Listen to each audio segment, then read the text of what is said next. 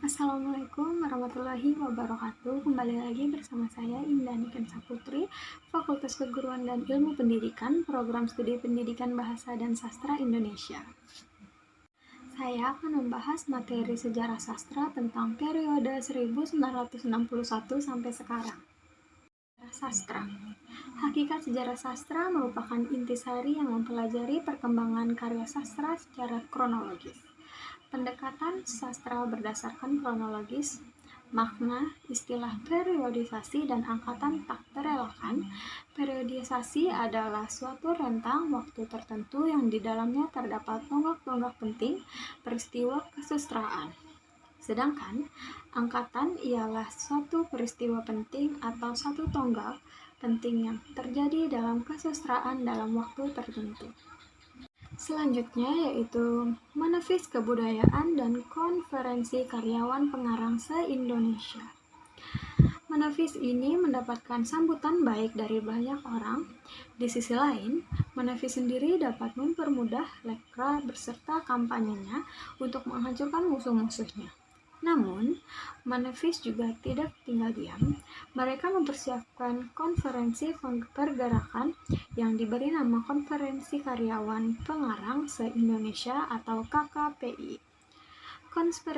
Konferensi ini berlangsung di Jakarta pada bulan Maret 1964 yang menghasilkan Persatuan Karyawan Pengarang Indonesia atau PKPI. Namun, hal ini ditolak oleh Presiden I.R. Soekarno. Semua seniman, budayawan, dan pengarang yang menandatangani Manifest Kebudayaan ini diusir dari segala kegiatan dan bahkan dipecat dari pekerjaan mereka. Dari situasi inilah yang menghasilkan karya-karya sastra tentang protes sosial dan protes terhadap penginjakan martabat manusia.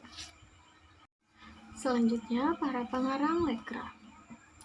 Yang pertama ada Adi Sidrata atau D.N. Drata, tempat tanggal lahir Cibeber 7 Maret 1924. Beliau adalah salah satu pendiri Lembaga Kebudayaan Rakyat atau Lekra, dan ia pernah menjadi wartawan harian Boere di Yogyakarta. Pada masa revolusi, ia bergabung dengan Angkatan Pemuda Indonesia.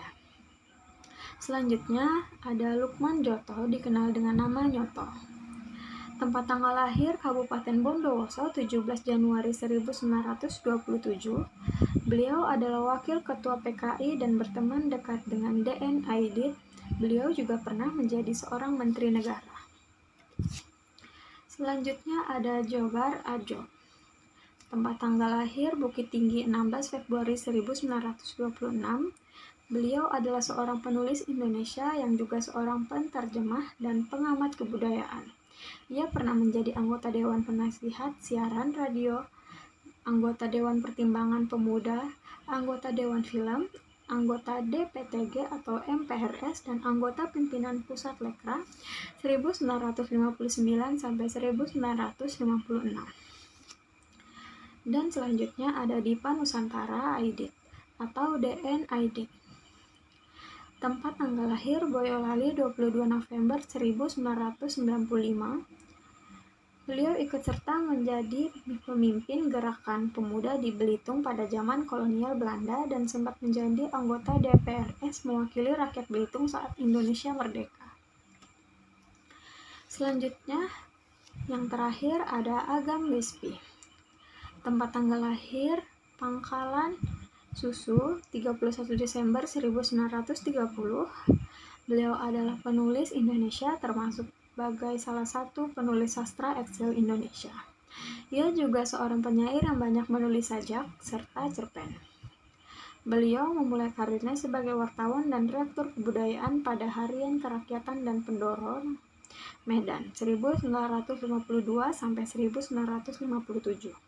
Ia juga pernah menjadi anggota pimpinan Pusat Lekra pada tahun 1959 sampai 1965. Selanjutnya adalah kumpulan karya sastra tentang Islam dan nama pengarangnya. Yang pertama, kumpulan cerpen dan roman berjudul Umi Kalsum dan Perjalanan ke Akhirat karya Jamil Suherman diterbitkan oleh penerbit Nusantara. Yang kedua, kumpulan sajak berjudul Gema Lembah Cahaya 1964, karya M. Saribi AVN, diterbitkan oleh penerbit Pembangunan. Yang ketiga, kumpulan sajak dari 8 orang penyair yang berjudul Manifest, diterbitkan oleh penerbit Tinta Mas. Sedangkan karya sastra orang-orang Katolik yang mempunyai sebuah majalah bulanan kebudayaan umum yang diterbitkan di Yogyakarta. Basis yang terbit sejak tahun 1951. Selanjutnya beberapa pengarang. Yang pertama ada B. Soelarto, lahir pada tanggal 11 September 1936 di Purworejo. Ia menulis cerpen yang penuh dengan protes dan ejakan dan hanya catatan-catatan mengenai situasi politik dan sosial. Dramanya yang berjudul Domba-Domba Revolusi mendapat reaksi dari orang-orang Lekra. Kemudian, drama itu ditulis dalam bentuk novel yang berjudul Tanpa Nama oleh Nusantara tahun 1963. Selanjutnya ada Bur Roswanto. Lahir di Palembang 6 April 1937, ia menulis sajak esai dan roman-roman cerpennya. Dikumpulkan dalam Bumi yang Berpeluh 1963 dan Mereka Akan Bangkit 1964. Sajak-sajaknya berjudul Mereka Telah Bangkit diterbitkan dengan stensil. Romannya berjudul Sang Ayah 1969 dan Manusia Tanah Air. Selanjutnya ada Bastarin Asnin, lahir pada tanggal 29 Agustus 1939 di Muara II, Palembang. Ia bekerja sebagai anggota redaksi harian Kami. Cerpen-cerpennya diterbitkan berupa buku dalam 2 kumpulannya, yaitu Di Tengah Padang dan Laki-laki Berkuda.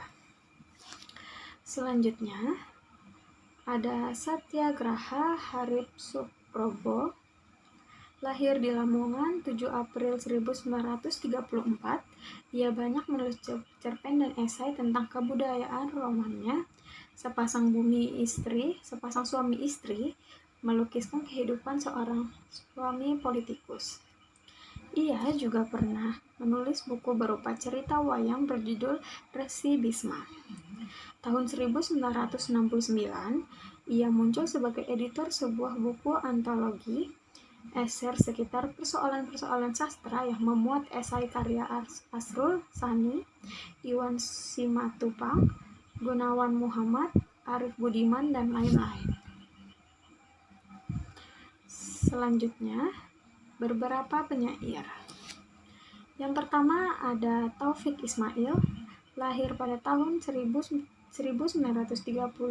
di Bukit Tinggi dan dibesarkan di Pekalongan. Beliau mulai mengumumkan sajak-sajak cerpen-cerpen dan esai-esainya sejak tahun 1954. Baru pada awal tahun 1966 ia muncul ke permukaan ketika karyanya yang berjudul Triani berisi sajak-sajak diumumkan di tengah-tengah demonstrasi para mahasiswa dan pelajar yang menyampaikan tritura. Selanjutnya Gunawan Muhammad. Sajak-sajak beliau banyak tersebar dalam majalah dan mempunyai susunan suasana muram sepi menyendiri. Kesunyian manusia di tengah alam sepi tanpa kata banyak menjadi temanya. Misalnya, senja pun jadi kecil dan kota pun jadi putih. Kesimpulan dari materi yang saya bahas kali ini yaitu karya sastra pada periode 1961 lebih berfokus pada protes sosial terhadap pemerintah yang dituangkan dalam bentuk sajak, kumpulan puisi maupun roman. Pada zaman sekarang, karya sastra tidak berfokus lagi pada protes sosial, di mana karya sastra yang sebelumnya dikenal dengan roman-roman sekarang dikenal dengan nama novel. Sekian materi yang bisa saya sampaikan pada video kali ini. Jangan lupa like dan subscribe. Terima kasih.